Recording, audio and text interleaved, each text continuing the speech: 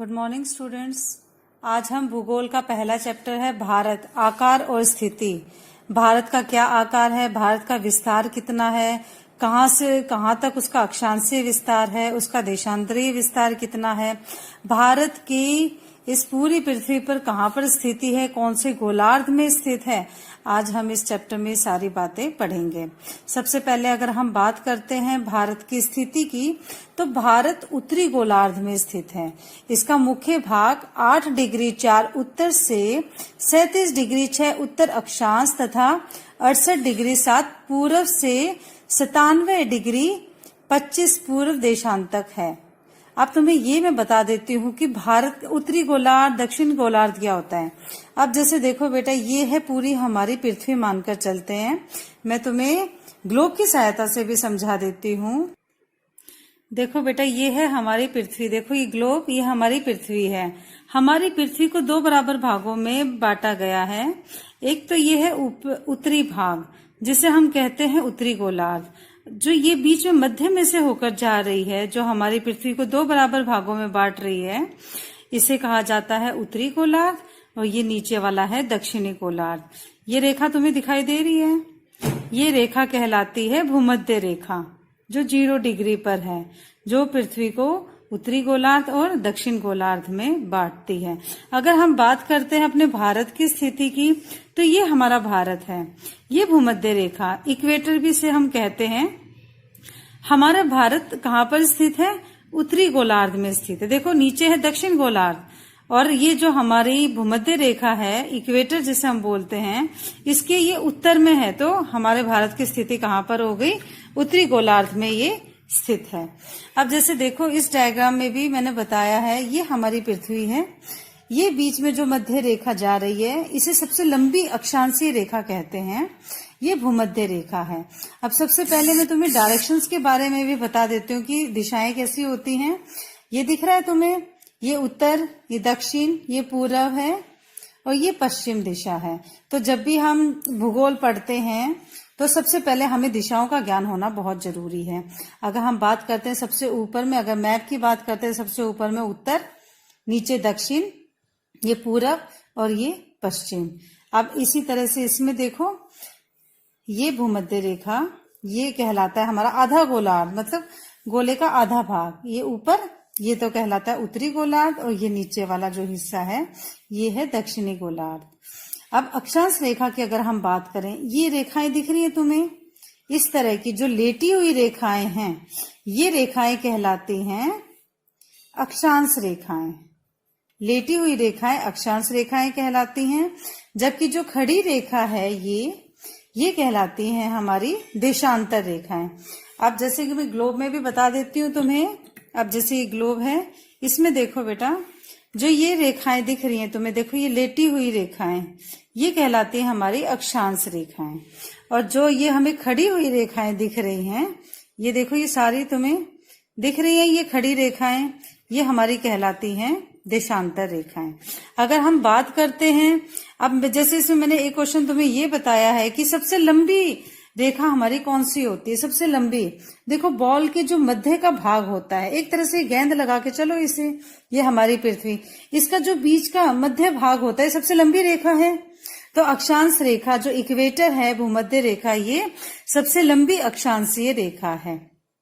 उसके बाद जैसे जैसे ये उत्तरी ध्रुव और दक्षिण ध्रुव की तरफ ये रेखाएं बढ़ती जाती हैं, तो इनकी जो ये चौड़ाई कह लो इसे, ये लंबाई कह लो, वो धीरे धीरे कम होती जाती है। अब जैसे देखो, बॉल है, अगर तुम उसके जितना ऊपर आते जाओगे, इसकी जो लंबाई है वो कम होती चली गई। इसी तरह से नीचे भी इसकी लंबाई कम होती चली जाती है। अक्षांश रेखाओं की जो अगर हम दूरी की बात करते हैं, दोनों अक्षांश रेखाओं की दूरी हमेशा बराबर होती है। अब हम बात करते हैं देशांतर रेखाएं। देशांतर रेखाएं होती हैं खड़ी हुई रेखाएं। अब जैसे देखो, ये रेखाएं खड़ी हुई रेखाएं हैं, ये देशांतर रेखाएं कहते हैं। देशांतर रेखाओं की अगर हम आपस की सबसे ज्यादा दूरी की बात करें, तो देशांतर रेखाओं की आपस की दूरी सबसे ज्यादा भूमध्य रेखा पर होती है। जैसे दिख रहा है तुम्हें, भूमध्य रेखा पर इसकी जो चौड़ाई है सबसे ज्यादा है। लेकिन जैसे जैसे ये ध्रुवों की ओर जाती हैं, उत्तरी ध्रुव या फिर दक्षिण ध्रुव। तो इसकी जो आपस की जो चौड़ाई है वो धीरे धीरे कम हो जाती है, और यहाँ पर उत्तरी ध्रुव पर आने के बाद और दक्षिण ध्रुव पे आने के बाद बिल्कुल इसकी जो चौड़ाई हो जाती है बिल्कुल खत्म हो जाती है। अगर हम बात करते हैं अक्षांश रेखाओं की, तो अक्षांश रेखा उत्तर में 90 और दक्षिण में 90। 90 प्लस 90 कितना होता है? 180। अब हमने इसको काउंट नहीं किया, जो हमारे बीच में भूमध्य रेखा है हमने इसको काउंट नहीं किया। ये कौन सी होती? 1। तो हमारी टोटल अगर हम अक्षांश रेखाओं की बात करें तो ये हमारी कितनी होती हैं? 181, 181। अब हम बात करते हैं देशांतर रेखाओं की। तो देशांतर रेखाएं इस तरफ 180 होती हैं और इस तरफ 180 होती हैं। अगर हम पूरे सर्कल का निकालते हैं तो कितना होता है? 360 डिग्री होता है पूरा सर्कल। तो ऐसे 180 कहाँ पे हो गए? पश्चिम में, और 180 किधर हो गया? पूर्व में। तो 180 प्लस 180 होगी 360। तो देशांतर रेखाएं हमारी होती हैं 360। अक्षांश रेखाएं जब ध्रुवों की ओर जाती हैं तब उनकी लंबाई कम होती जाती है। जैसे मैंने तुम्हें अभी बताया कि जैसे जैसे जो अक्षांश रेखाएं होती हैं वो जैसे जैसे ध्रुवों की तरफ जाती हैं तो उनकी जो लंबाई होती है वो धीरे धीरे कम होती चली जाती है। देशांतर रेखाएं जब भूमध्य रेखा पर होती हैं तो भी इनके मध्य सबसे ज्यादा अंतर, भूमध्य रेखा पर सबसे ज्यादा अंतर पाया जाता है। और जैसे जैसे ये ध्रुवों की ओर जाती हैं, जैसे दिख रही है बेटा ये देशांतर रेखाएं, ध्रुवों की ओर जाते जाते जो इनका अंतर है बिल्कुल समाप्त हो जाता है। अब हम बात करते हैं कर्क रेखा की। कर्क रेखा 23.5 डिग्री 30 उत्तर में देश को लगभग 2 बराबर भागों में बांटती हैं। भारत देश को ये 2 बराबर भागों में बांटती हैं। अब जैसे हम स्थिति की बात कर रहे थे, इसके बारे में मैं बाद में बताऊंगी तुम्हें, कर्क रेखा के बारे में, भारत की स्थिति के बारे में। अब जैसे देखो भारत उत्तरी गोलार्ध में स्थित है, ये तो तुम्हें पता चल गया। इसका मुख्य भाग 8 डिग्री उत्तर, 8 डिग्री 4 उत्तर से 37 डिग्री 6 उत्तर अक्षांश है। अगर हम बात करें तो ये आ जाता है बेटा इधर, जैसे इसकी अक्ष, क्योंकि ये जो रेखाएं कहलाती हैं, ये सारी रेखाएं क्या कहलाती हैं? अक्षांशीय रेखाएं कहलाती हैं। तो अगर हम इसकी बात करें तो इसका जो विस्तार है वो कितना है? ये इसे मानकर चलते 8 डिग्री 4 से लेकर कहां तक? 8 डिग्री 4 से लेकर 37 डिग्री 6 तक, इधर से लेकर इसका विस्तार है। लेकिन साथ में हम उत्तर लिखेंगे। उत्तर इसलिए लिखेंगे क्योंकि ये उत्तरी गोलार्ध में स्थित है, इसलिए ये देखो भारत यहां से लेकर 8 डिग्री 4 उत्तर से लेकर 37 डिग्री 6 उत्तर तक है। अगर हम इसकी अब बात करते हैं देशांतर के आधार पर, इसकी देशांतरीय विस्तार कितना है? ये तो मैंने कहा था तुम्हें अक्षांशीय विस्तार। भारत का अक्षांशीय विस्तार 8 डिग्री 4 से लेकर 37 डिग्री 6 है। अगर इसके देशांतरीय विस्तार की बात करते हैं हम, क्योंकि अब देखो जैसे बेटा ये कहां पर है? उत्तरी गोलार्ध में है और पूर्व में स्थित है। ये भाग कहलाता है पश्चिमी भाग। ये भाग कौन सा कहलाता है? ये प्राइम मेरिडियन है, मध्यमान रेखा।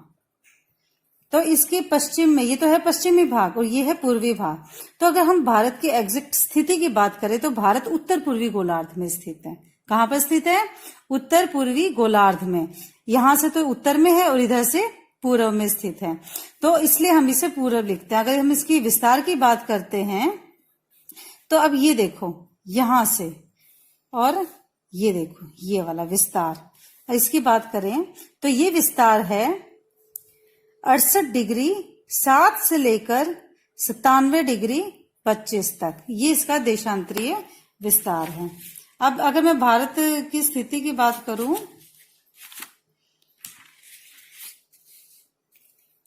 ये है बेटा हमारा फिजिकल मैप। ये पूरा हो गया हमारा वर्ल्ड का मैप हो गया है। इसमें देखो भारत की स्थिति, ये भारत की स्थिति है।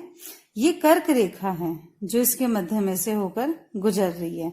ये अभी इसमें पूरा इसमें दिखाया नहीं है इन्होंने, तो इसका अगर हम विस्तार करते हैं, अब जैसे देखो ये रहा, इसमें बता देती हूँ तुम्हें। ये रही भारत की स्थिति, देखिए तुम्हें इंडिया, ये रहा बेटा इंडिया। ये इधर से लेकर, ये तो है हमारा उत्तरी, ये है अक्षांशीय विस्तार, यहां से लेकर इधर तक, मतलब 8 डिग्री 4 से लेकर 37 डिग्री